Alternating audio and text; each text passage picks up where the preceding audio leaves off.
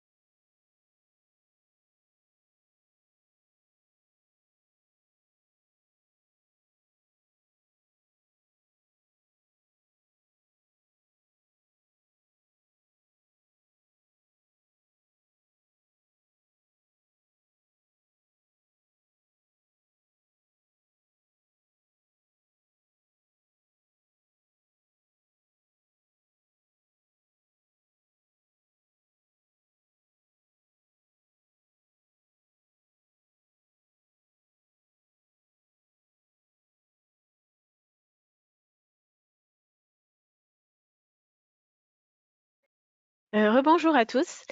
Du coup, je souhaite la bienvenue aux quelques participants qui viennent de nous rejoindre. Nous sommes aujourd'hui ravis d'accueillir 3 experts en fiscalité de chez Ernst Young qui vont animer ce webinaire.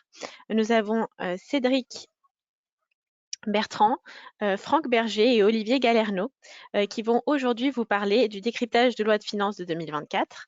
Je rappelle à tous les participants que si vous souhaitez poser des questions lors de ce webinaire, vous avez la possibilité de poser vos questions directement dans le chat. On va réserver 5 à 10 minutes de questions à la fin du webinaire pour y répondre. Et je vous souhaite un excellent webinaire et je vous laisse la parole, messieurs.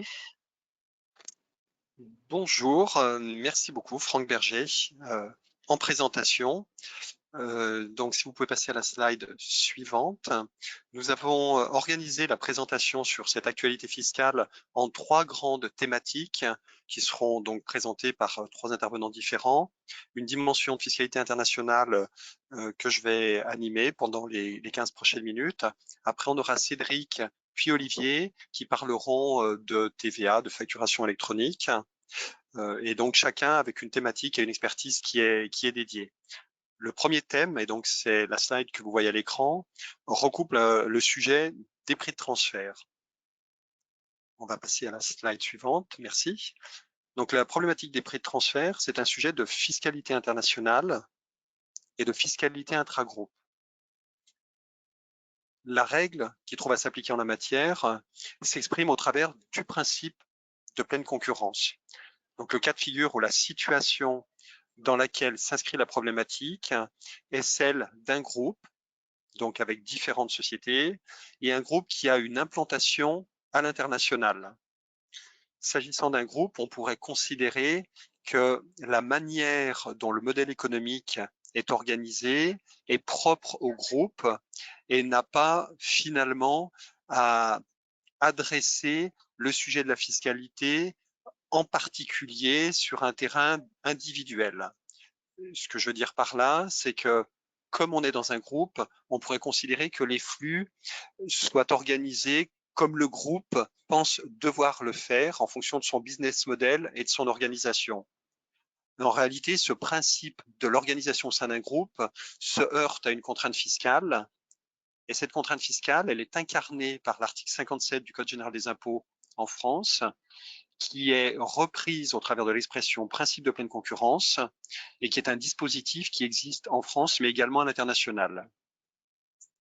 Il existe à l'international, ça signifie que dans tous les pays du monde, on retrouve peu ou prou la même réglementation.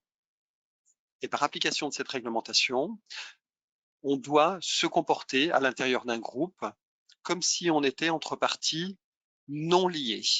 Donc c'est un des paradoxes de la fiscalité internationale, alors qu'on est dans un groupe et qu'on pourrait considérer que les transactions à l'intérieur du groupe n'ont pas d'impact en termes de finances ou de fiscalité, puisque justement on est à l'intérieur du groupe, donc finalement on s'organise comme on veut. En réalité, on a une barrière technique, fiscale, qui impose au groupe de se comporter dans leurs relations internes comme s'ils n'étaient pas dans un groupe. Donc c'est une fiction fiscale qui s'impose à tout le monde. Et cette fiction fiscale crée des difficultés de détermination du résultat, puisque le groupe, travaillant à partir de synergies, ne prend pas souvent la mesure de cette contrainte fiscale qui lui impose tout au contraire de se comporter comme si on n'était pas à l'intérieur d'un groupe. Cette réglementation est particulièrement complexe et relativement ancienne et à nouveau d'application internationale et d'application pour tous les groupes. À partir du moment où vous avez une implantation dans un autre pays, donc vous êtes présent dans différentes juridictions, vous avez l'obligation de respecter la réglementation sur les prix de transfert et donc de composer avec le principe de pleine concurrence. Comme on doit se comporter à l'intérieur d'un groupe comme si on n'était pas entre parties,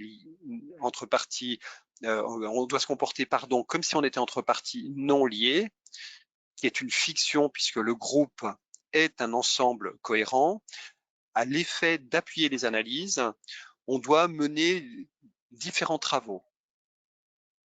Ce sont les analyses que je présente, les analyses à mener, qui consistent dans un premier temps à appréhender le rôle de chaque entité du groupe dans sa chaîne de valeur. Telle société sera en charge d'un développement, telle société sera en charge de la distribution, voire de la production, ou de faire du service après-vente ou du go-to-market. Donc, on doit identifier le rôle propre de chaque structure. Et une fois qu'on a fait cette partie dite d'analyse fonctionnelle, on doit basculer sur une analyse économique qui consiste, à l'appui de méthodes dites OCDE, de trouver le niveau de rémunération qui est propre à rémunérer la fonction qu'on vient d'identifier. Donc c'est un exercice qui est très particulier, qui est à nouveau une contrainte de fiscalité internationale et j'insiste, qui s'applique à tout le monde. Ce n'est pas un dispositif qui est réservé aux grands groupes ou qui ne s'appliquerait que aux grands groupes. L'administration fiscale en France comme à l'étranger, est très regardante en la matière. Et souhaitant faire preuve de pédagogie, l'administration française a mis à jour récemment, donc c'était en fin d'année 2023, un guide dont vous avez la couverture présente à l'écran, les prix de transfert à l'usage des PME. Donc un guide des PME qui vous décrit le contexte, donc d'un groupe à l'international, la nécessité de respecter le principe de pleine concurrence, c'est-à-dire de se comporter comme si on n'était pas à l'intérieur d'un groupe, et les analyses qui doivent être menées, l'analyse fonctionnelle et l'analyse économique. C'est un environnement réglementaire qui est particulièrement complexe et d'ailleurs, nous animons des formations sur le sujet parce que les petits comme les grands groupes, devant respecter cette réglementation qui est très spécifique, ont besoin d'être accompagnés, au moins pour la compréhension et la mise à niveau au regard du dispositif réglementaire. Donc ça, c'est le contexte, une obligation qui s'impose à tout le monde, petit et grand, quelle que soit l'activité, à partir du moment où vous avez une implantation transnationale. Et dans la slide suivante, vous allez constater qu'il y a une évolution réglementaire qui a été adoptée à la faveur de la loi de finances 2024. Et cette adaptation de la loi de finances au contexte des entreprises prend différentes formes. Ici, nous vous ne présentons qu'une partie du nouveau dispositif. Il y a d'autres dispositions, mais qui sont plus complexes et qui ne sont pas nécessairement pertinentes pour ce qui vous concerne et qui adressent le sujet du transfert d'incorporel, de vente d'incorporel, de licence d'incorporel. Ce dispositif, on n'en parle pas. Là, on reste sur les basiques, sur les fondamentaux. En ce qui concerne ces basiques, c'est le premier sujet. La loi de finances a eu pour effet d'abaisser le seuil à partir duquel une pénalité documentaire pouvait être appliquée au groupe. Le principe de pleine concurrence est un sujet de fond. Et c'est la nécessité d'expliquer que chaque société d'un groupe doit percevoir une rémunération qui est proportionnelle aux fonctions assumées à l'intérieur du groupe. Donc une filiale ne touche pas une quote-part d'un résultat d'ensemble, une filiale doit toucher une rémunération liée au rôle que la filiale joue. Ça, c'est le sujet de fond. Afin de permettre aux autorités fiscales de vérifier le respect de ce principe de pleine concurrence, il existe une obligation de forme, une obligation documentaire. Et pour assurer que cette obligation documentaire soit respectée par les groupes, une pénalité purement documentaire est adoptée. Cette pénalité documentaire peut être significative, c'est le point 2. Il y a un minimum de pénalité qui est 50 000 € par an. Ça, c'est un plancher. Et il y a un plafond qui est exprimé de manière proportionnelle aux transactions intra-groupes ou proportionnelle à un éventuel redressement au regard du principe de pleine concurrence. Donc, c'est une obligation documentaire qui ne vise que la forme. Et cette obligation documentaire a vu son seuil abaissé à la faveur de la loi de finances, de sorte que aujourd'hui, les groupes dont le chiffre d'affaires ou l'actif brut excède 150 millions, aujourd'hui sont susceptibles de faire l'objet d'une pénalité purement documentaire avec le plancher que je vous ai indiqué à 50 000 €. Donc, si vous êtes dans un groupe qui est à plus de 150 millions d'euros de chiffre d'affaires ou un actif brut à plus de 150 millions, vous êtes concerné par ce nouveau dispositif qui, à nouveau, est un dispositif de pure forme. Au fond, tout le monde est concerné par la réglementation sur les prix de transfert et tout le monde est susceptible d'être audité sur le sujet. Donc, la loi de finances a accentué la pression sur les groupes en abaissant le seuil, c'est le point 1, en augmentant la pénalité, c'est le point 2, et en insistant sur les conséquences de la documentation pré-transfert, puisque dorénavant, c'est une disposition de la loi de finances, ce qui est écrit dans la documentation que vous aurez préparée est opposable au groupe. Vous préparez une documentation, vous la présentez à l'autorité, et si l'autorité constate qu'il y a un écart entre le réel et la documentation que vous avez présentée, cet écart traduira un problème au fond, permettra à l'administration fiscale d'exprimer un redressement, charge aux contribuables d'expliquer pourquoi il y a un écart entre sa documentation et le réel.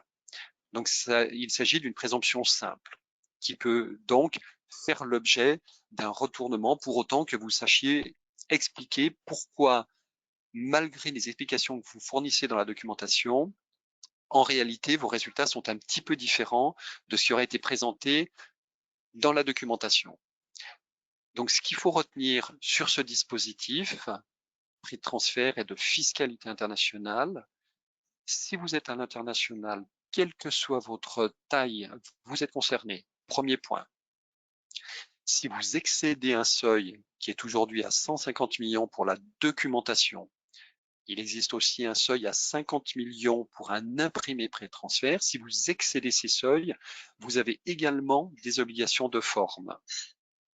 Au fond, comme en forme, il s'agit de respecter un principe qui est contre-intuitif en ce que, à l'intérieur d'un groupe, on pourrait estimer pouvoir s'organiser comme on veut, puisqu'on est un groupe. Or, en matière de fiscalité internationale, c'est l'exact opposé. On ne fait pas comme on veut et on doit se comporter comme si on n'était pas au sein d'un groupe. Ce dispositif n'est pas du tout théorique, il est appliqué avec vigueur par les autorités fiscales en France comme à l'étranger, parce qu'il est considéré très souvent que la problématique des prix de transfert est un sujet d'évasion fiscale internationale. Donc, quand on est à l'international, les autorités ont un regard particulièrement appuyé sur ces transactions, considérant que potentiellement, ça serait un moyen pour les groupes de faire de l'évitement fiscal et d'optimiser ces positions. Et c'est la raison pour laquelle, lors de contrôle fiscal, les inspecteurs regardent avec attention tous ces sujets d'organisation au sein d'un groupe. Donc, pour autant que vous avez une implantation internationale, penchez-vous sur le sujet. La loi de finances vient de mettre encore plus la pression sur les groupes et il faut véritablement s'en saisir au fond comme en forme.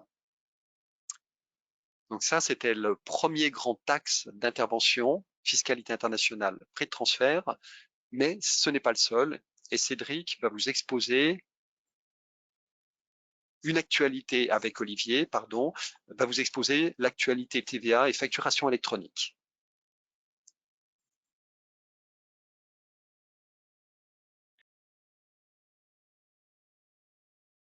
Olivier, tu prends la suite?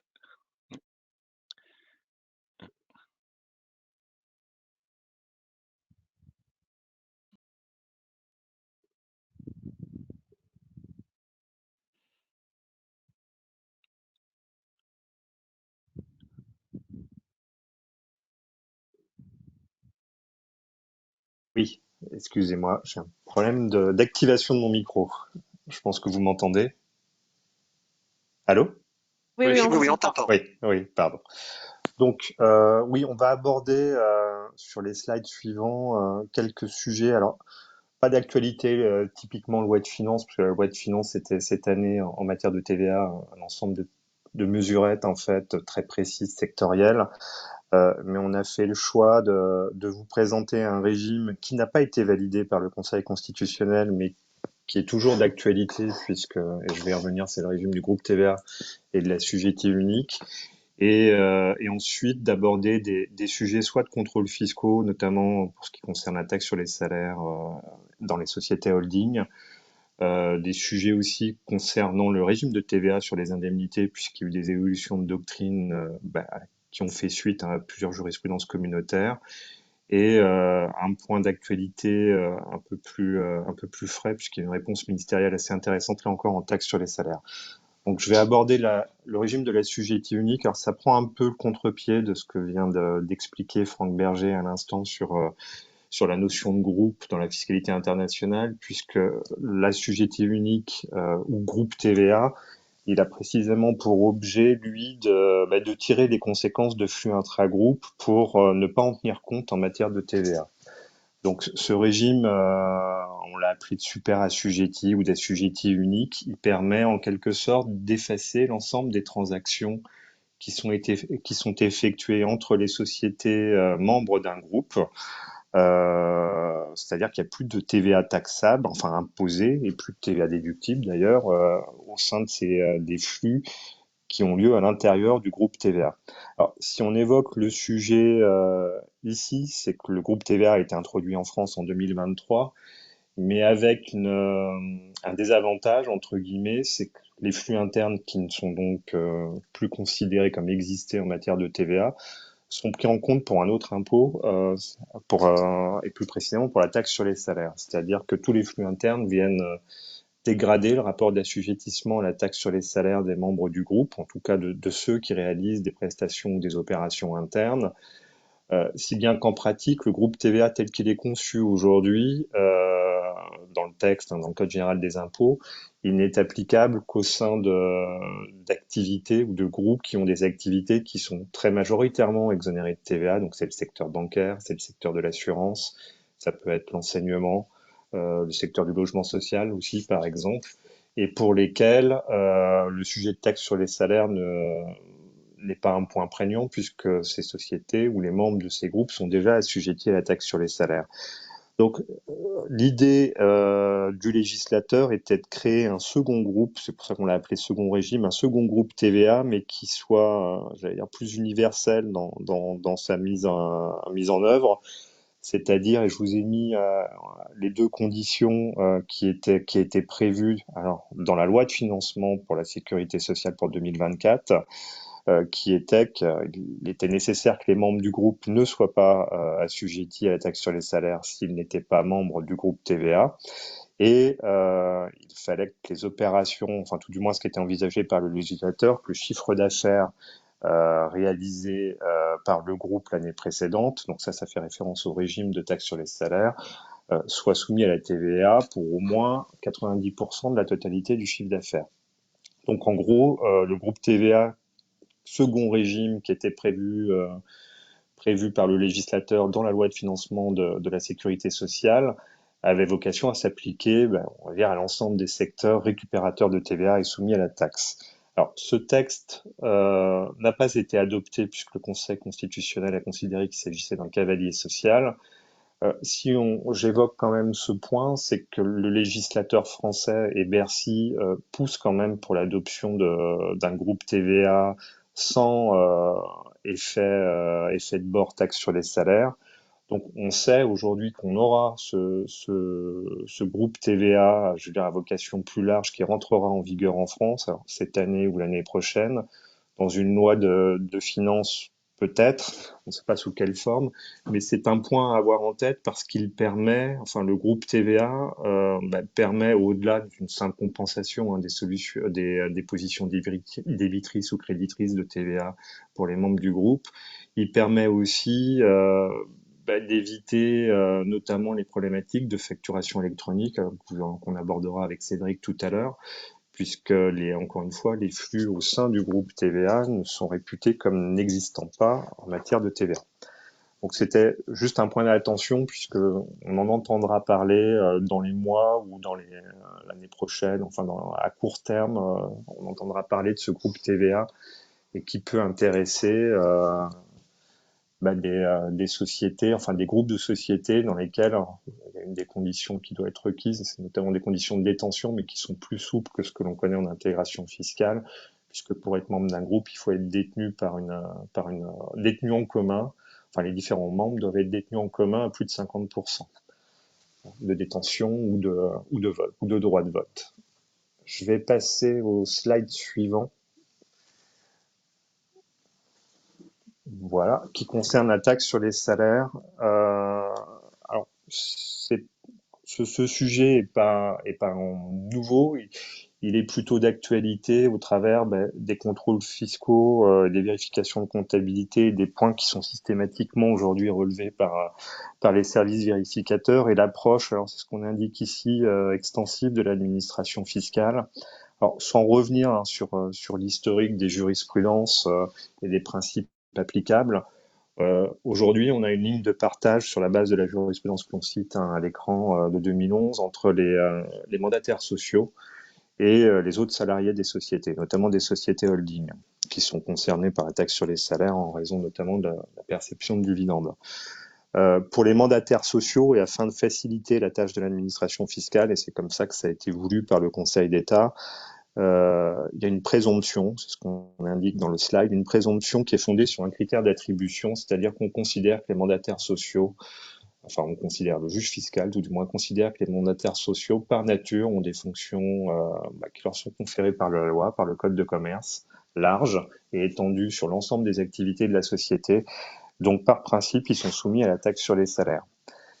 Et de cette logique, aujourd'hui, ce que l'on a, et on peut passer au slide suivant, on a une approche très, très large de l'administration fiscale qui confond cette logique d'attribution qui est limitée aux mandataires sociaux, donc aux dirigeants de société, et qui a tendance à l'appliquer par simplicité à toutes les fonctions de direction. Donc c'est ce qu'on vous indique dès qu'il y a le terme directeur dans le poste, de TRH par exemple, ou d'assistante de direction, systématiquement l'administration fiscale, enfin, j'exagère un peu, ou très fréquemment, l'administration fiscale adopte le raisonnement qui a été retenu par le Conseil d'État pour les mandataires sociaux, et ce qui est critiquable puisque pour les salariés qui ne sont pas mandataires sociaux, c'est une logique de fonction qui doit être retenue, c'est-à-dire qu'on est censé aller regarder, que ce soit le contribuable ou l'administration fiscale, les tâches de chaque salarié pour déterminer si ce dernier a des fonctions financières et pourrait être considéré, enfin, dont la rémunération, dès lors, pourrait être considérée comme assujettie à la taxe sur les salaires, soit totalement, soit partiellement, en fonction précisément de ses fonctions. On peut passer au slide suivant. Donc, on en arrive à des situations, alors, on le cite juste pour montrer l'approche et puis pour aussi voir que le juge fiscal, malheureusement, suit aussi l'administration fiscale sur ces sujets. On en arrive à des situations qui deviennent un peu excentriques, puisque par exemple, si on ne justifie pas, enfin en tout cas c'est l'approche de certains services, certains inspecteurs, qu'il y a des clauses d'exclusion, enfin si on justifie pas de clause d'exclusion par exemple dans un contrat de travail, certains inspecteurs des impôts vont considérer que le poste du salarié en question peut évoluer et donc qu'il a des fonctions mixtes. C'est comme ça qu'on est arrivé à assujettir à la taxe sur les salaires un chauffeur-livreur, puisque son contrat de travail n'était pas, ne comportait pas de telles clauses d'exclusion. Bon, c'est très contestable, mais ça a été validé par une cour administrative d'appel. Donc ça laisse quand même pour l'administration fiscale le champ libre et les coudées franches sur ce sujet. On peut passer au slide suivant. L'autre point en taxe sur les salaires, c'est les problématiques de sectorisation. Et là aussi, l'approche de certains services qui se fondent sur la doctrine de l'administration fiscale, qui exige pour considérer que les rémunérations de personnes qui sont affectées au secteur taxable de la société holding ou au secteur financier exonéré de TVA de la société holding, qui exige des affectations exclusives, c'est-à-dire qu'un salarié doit être, pour qu'il y ait un secteur distinct d'activité et qu'on en tire les conséquences sur les rémunérations qui sont ou non assujetties à la taxe sur les salaires, il est nécessaire d'avoir des salariés affectés ou un salarié affecté de manière exclusive au secteur financier. Alors, cette approche, elle est fondée sur en fait un millefeuille de doctrine administrative qui n'a jamais été mis à jour et qui a été repris au BOFIP, qui est contestable et qui a été contestée. C'est ce elle est critiquable puisqu'il n'y a plus de lien entre les deux impôts et surtout il y a des jurisprudences, notamment des arrêts récents de cour administrative d'appel qui viennent rappeler qu'il n'est pas nécessaire d'avoir des personnes exclusivement affectées à un secteur financier pour considérer que la taxe sur les salaires n'est applicable qu'aux salariés qui ont été considérés comme affectés exclusivement. Donc dit autrement, aujourd'hui, on a quand même, malgré les positions de ces services vérificateurs, des décisions du juge du fond dans lesquelles les cours confirment, enfin le juge fiscal confirme que même des salariés qui n'ont que des fonctions mixtes, c'est-à-dire sans avoir de salariés exclusivement affectés à un secteur financier, on peut limiter la taxe sur les salaires aux personnes pour lesquelles on a considéré qu'ils avaient des tâches transversales. Alors, on va quitter la taxe sur les salaires pour aborder le sujet des indemnités de résiliation et du régime de TVA applicable aux indemnités de résiliation. Alors, lorsqu'on a affaire à des indemnités, les sujets fréquents qui se posent, c'est de savoir si les sommes sont soumises ou non à la TVA, sachant que l'administration fiscale, dans sa doctrine, explique que les indemnités sont taxables. On enfonce une porte ouverte lorsqu'elles représentent la contrepartie d'opérations, de livraison ou de services. Donc en réalité, elles ne répondent pas à la définition d'indemnité, mais qu'en revanche, il n'y a pas de taxation, d'imposition à la TVA lorsque l'indemnité répond à cette définition. Là aussi, c'est un caractère indemnitaire, c'est-à-dire qu'elle vient réparer un préjudice. Les problématiques que l'on a sur les indemnités, ou tout du moins les évolutions que l'on a, elles font suite à des jurisprudences communautaires. Et l'administration fiscale, et c'est un point important, a mis à jour il y a un peu plus d'un an son BOFIP sur le sujet et sur les indemnités de résiliation lorsqu'elles sont prévues dans les contrats. Donc ça vise très souvent des contrats qui sont à exécution échelonnée, je pense à des contrats de location par exemple, où il est prévu que en cas de résiliation anticipée par le client du contrat, une somme sera versée, soit c'est les montants des loyers qui restent à courir, soit c'est une somme forfaitaire. Et dans ces conditions, ce que nous dit la Cour européenne, c'est qu'en réalité, ces sommes, elles ne viennent pas réparer le préjudice du prestataire, mais elles viennent ajuster le prix de son opération, puisque le prestataire avait prévu un loyer sur une certaine durée et que la clause indemnitaire prévue dans le contrat vient en fait ajuster le prix qu'il attendait recevoir en application compte tenu d'une application normale du contrat. Donc en d'autres termes, c'est ce qui est repris par le juge communautaire, cette clause indemnitaire, lorsqu'elle est mise en œuvre, elle participe à l'équilibre économique du contrat, ce qui signifie que l'indemnité doit être soumise à la TVA. Donc pendant de nombreuses années, les indemnités de résiliation contractuelle ont toujours été traitées comme réparant le préjudice du fournisseur ou du prestataire. Donc depuis cette mise à jour et ces jurisprudences, la mise à jour date de décembre 22, ces indemnités sont taxables de plein droit. Donc c'est ce qui a été repris par l'administration et on vous a mis l'extrait qui fait référence d'ailleurs aux jurisprudences communautaires, l'extrait du BOFIP qui a été repris donc par l'administration en faisant référence donc aux jurisprudences communautaires.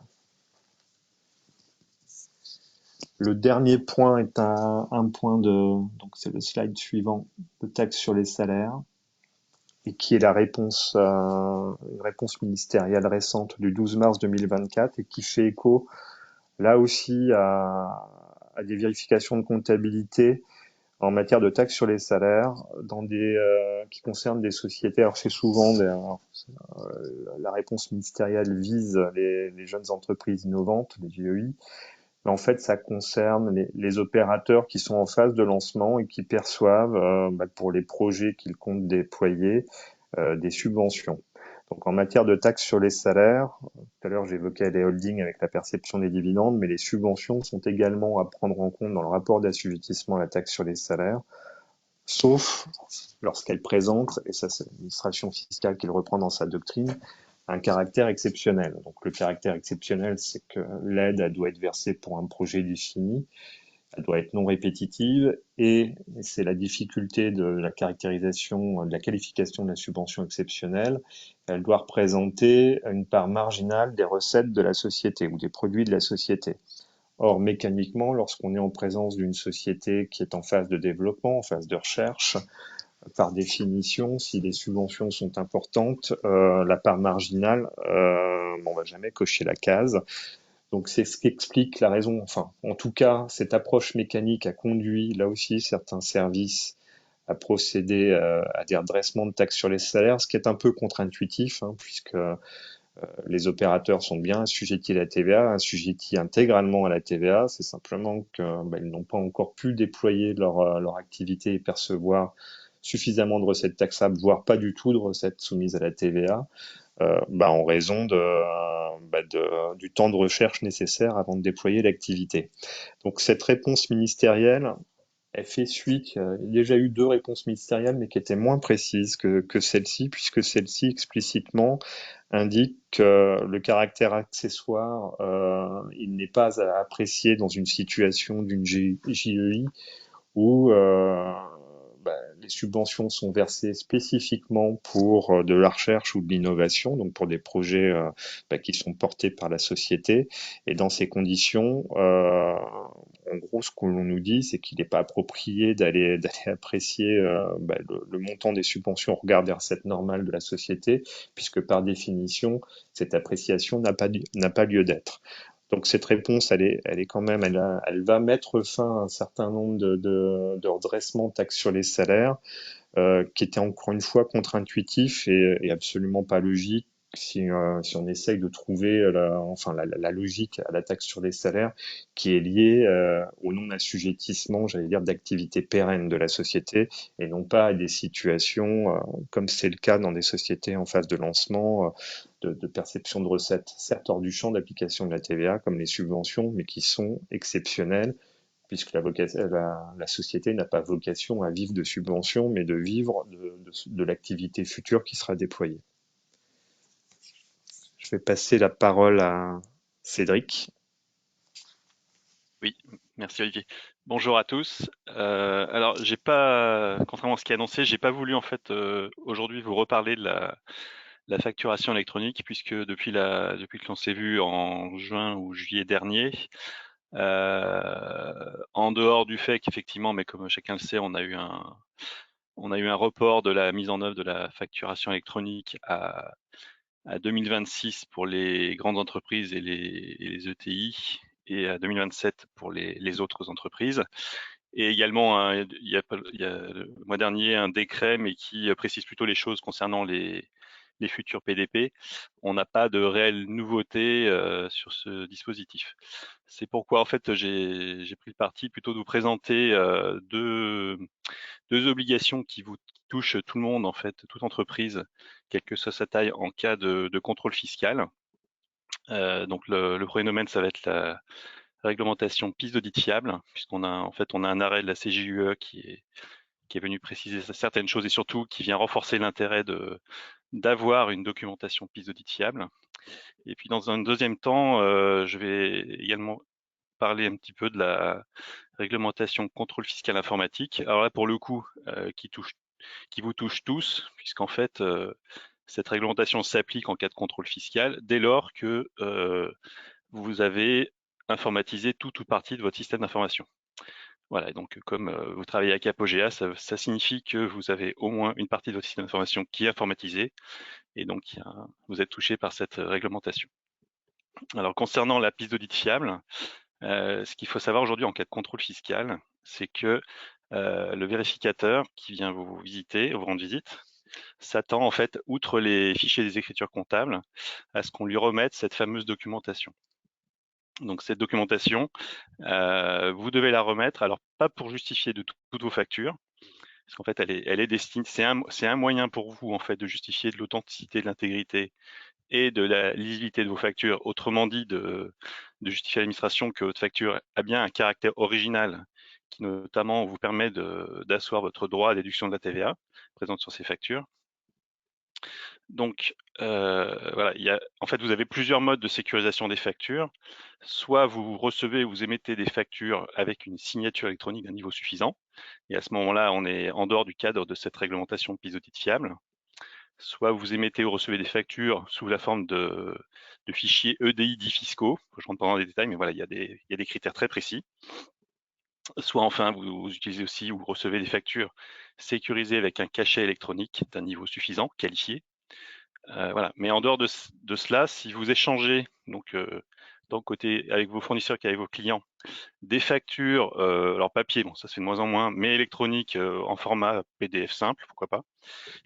Dans ces conditions, vous devez en fait à l'appui de ces factures disposer de ce type de documentation qui en substance donc doit décrire en fait toutes les étapes de vos différents processus achat et vente, Donc ça veut dire voilà, décrire, par exemple, si vous avez un dispositif qui génère les commandes d'achat, voilà, comment c'est géré, est-ce qu'il y a des autorisations, est-ce que c'est géré par un ERP ou manuellement, est-ce qu'il y a des autorisations, des workflows de validation, etc. Et tout ça tout au long du processus qui aboutit en fait à l'enregistrement de la facture en comptabilité, à son règlement, si on parle côté achat. Voilà. Et à l'appui en fait de cette démonstration, bien en fait décrire aussi ces contrôles internes à chaque étape. Pour avoir échangé il n'y a pas longtemps avec un vérificateur dans le cadre d'une procédure de contrôle, ce vérificateur en fait se disait référent piste d'audit fiable côté administration. Il a bien mis l'accent en fait sur le fait que eh bien vous devez en fait avoir des contrôles internes sur vos processus achat et vente, et surtout vous devez être capable a posteriori de les justifier. D'accord. Voilà, on peut passer au slide suivant. Merci. Du coup, voilà, donc si je vous en parle, c'est qu'effectivement, en janvier dernier, on a eu un arrêt de la CJUE et qui indique en substance, en fait, alors ce qui se passait dans ce cas de figure, c'est que dans l'entreprise, en fait, une personne ou un service émettait des fausses factures avec au nom d'une société et avec les moyens de la société. Et en fait, l'administration, en fait, cette société a été contrôlée, la TVA sur ces factures est réclamée par l'administration fiscale du pays concerné. Et la société pour se défendre a dit, bah écoutez, moi j'étais pas au courant, ces factures ont été émises sans que je sois concerné réellement par les flux. Voilà, mais ce qu'il en ressort, c'est qu'en fait, ce qui est reproché à l'entreprise, c'est de ne pas avoir mis en place des contrôles d'un niveau suffisant, des diligences d'un niveau suffisant pour se prémunir de ce genre de fraude. Et c'est là où en fait cette réglementation piste d'audit fiable prend toute son importance, puisque effectivement une bonne piste d'audit fiable entre guillemets, c'est-à-dire des flux décrits et des contrôles documentés et utilisés et justifiés, aurait permis en fait à la société de s'en sortir. Voilà. Donc voilà pour la piste d'audit fiable. Et la deuxième réglementation, donc contrôle fiscal des comptabilités informatisées.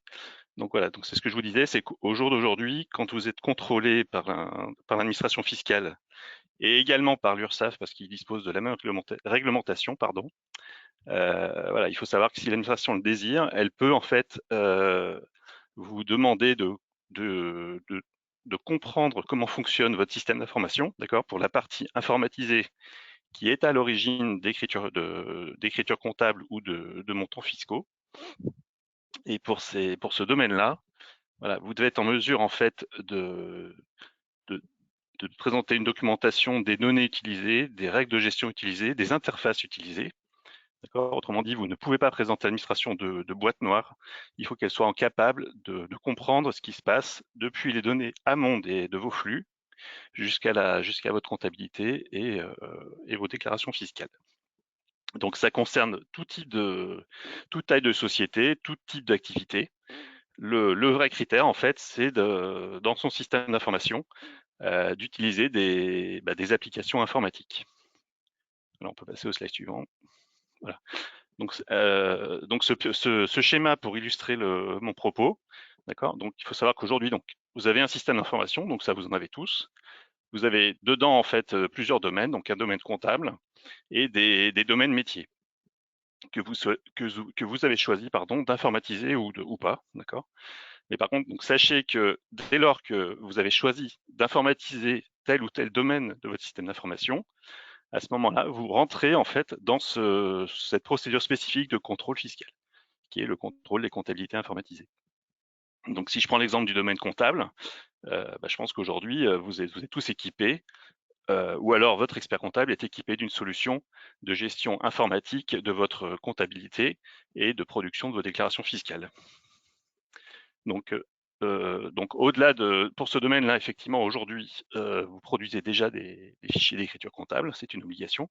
Mais sachez qu'au-delà de ces fichiers d'écriture comptable, l'administration peut s'intéresser directement à vos applications comptables et fiscales par cette réglementation pour en fait appliquer des traitements informatisés aux données conservées dans ces applications.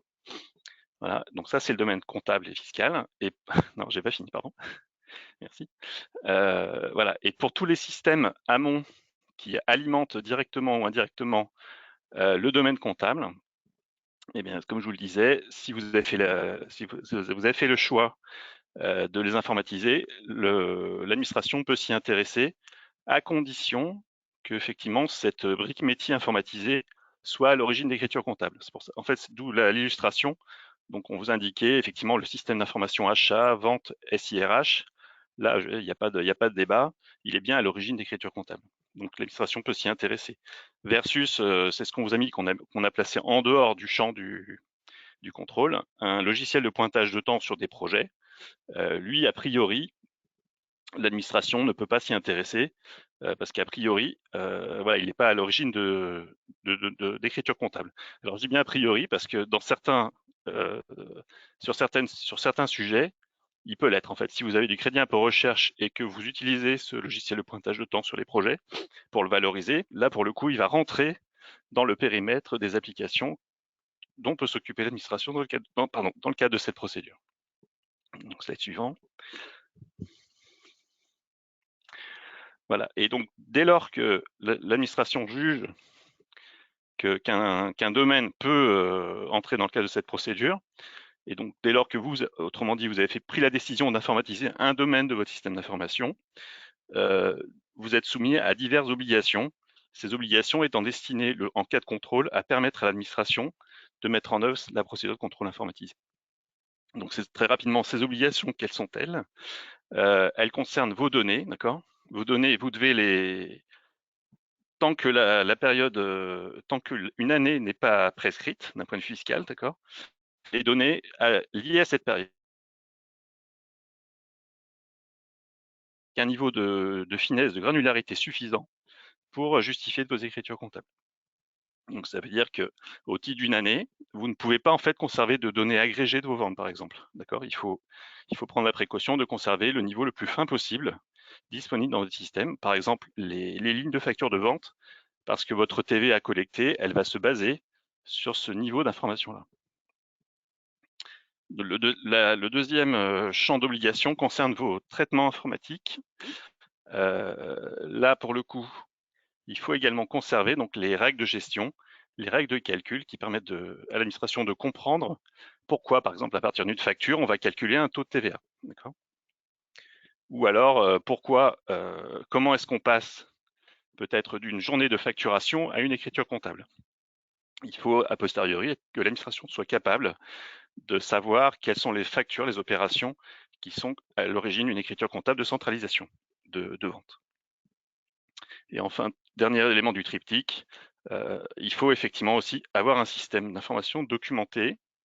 Donc, c'est-à-dire en fait tout ce que je vous ai dit concernant les données utilisées pour produire les écritures comptables et les règles de gestion à documenter dans le cadre de vos traitements informatiques, il faut les documenter et en fait pour permettre en cas de contrôle de pouvoir les présenter à l'administration, de présenter voilà quelles sont les données utilisées, les données existantes dans mon système d'information il y a 3 ans, il y a 4 ans, il y a 5 ans. Voilà quelles sont les règles de gestion que j'utilisais. D'accord.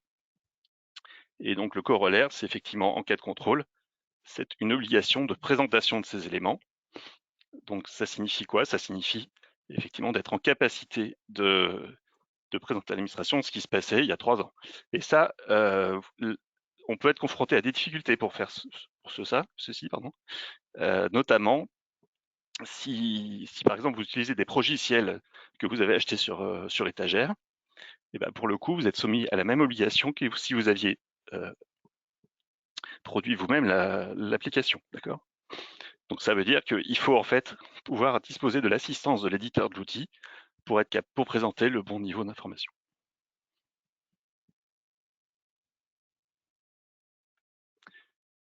Voilà, j'en ai.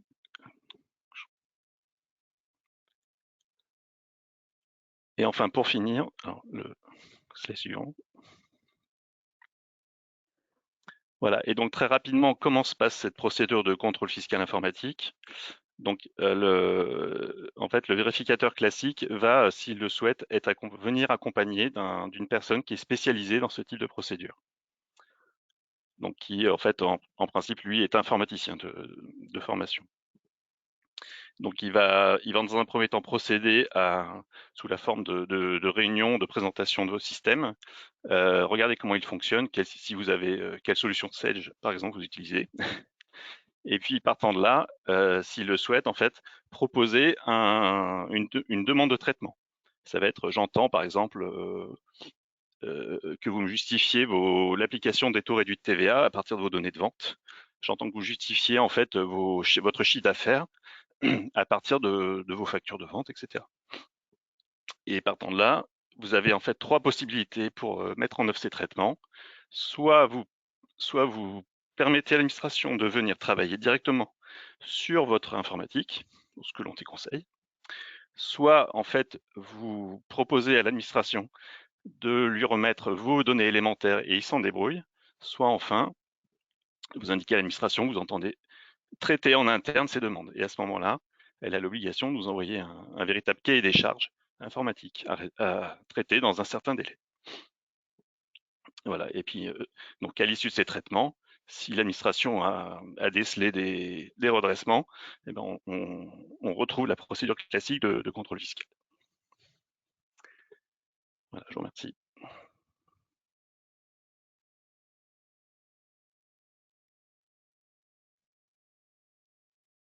Merci messieurs. Alors on va passer aux questions. Si vous avez des questions, n'hésitez pas à les poser dans le chat. Alors la première question.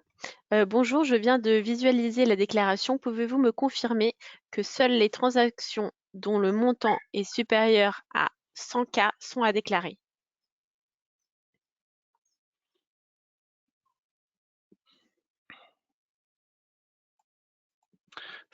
On parle des prix de transfert ou J'ai pas de précision.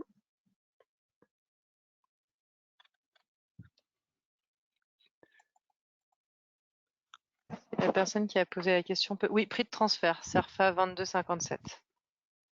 D'accord.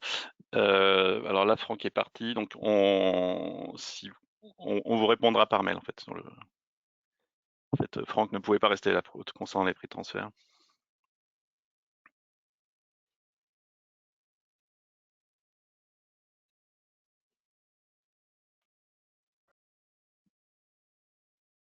Je vois qu'il y a d'autres questions.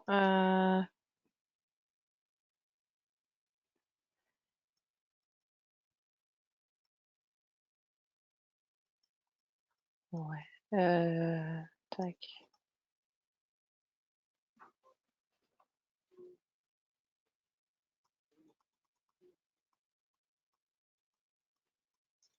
Est-ce qu'il y a d'autres questions dans l'assistance?